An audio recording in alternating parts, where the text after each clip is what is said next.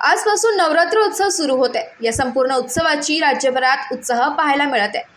नाशिकच्या मुंबई नाका येथे ग्रामदैवत म्हणून ओळख असलेल्या कालिका माता मंदिरात नाशिक शहर पोलीस आयुक्त संदीप कर्णिक यांच्या हस्ते आज दिनांक 3 ऑक्टोबर रोजी पहाटे 5 वाजता आरती करण्यात आली।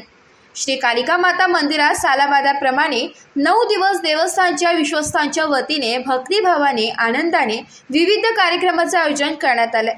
नवरात्र उत्सव काळात नाशिकसह संपूर्ण उत्तर महाराष्ट्रातून भाविक कालिका मातेच्या दर्शनासाठी येत असतात।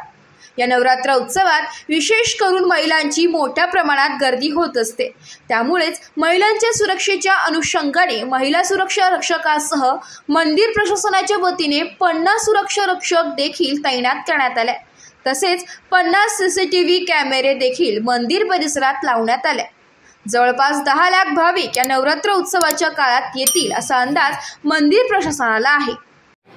आज शारदीय नवरात्रीच्या पहिल्या दिवशी नाशिक शहर येथील कालिका माता मंदिर या ठिकाणी पोलीस आयुक्त नाशिक म्हणून मला पूजा व आरती व घटस्थापनेचा मान व भाग्य मिळाले।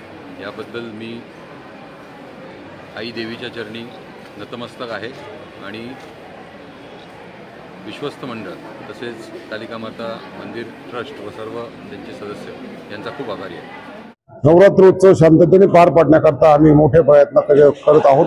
दोन्ही बाजूला आम्ही वॉटरप्रूफ मंडप टाकलेला आहे। त्याचप्रमाणे महिलांसाठी आणि पुरुषांसाठी वेगवेगळ्या रांगा केलेल्या आहेत। पुरुष आणि महिला एकत्र कुठल्याही पद्धतीने त्रास होणार नाही आणि चेन खेचीन किंवा कुठल्याही दागिन्यांचा त्रास होणार नाही या दृष्टिकोनातून प्रयत्न केलेले आहेत।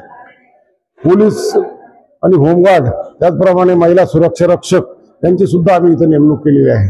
जवळजवळ 50 बाउन्सर ह्या परिसरामध्ये आम्ही नियुक्त केलेले आहेत की जेणेकरून गर्दी होणार नाही आणि त्रास होणार नाही ह्या दृष्टिकोनातून आम्ही प्रयत्न केलेला आहे।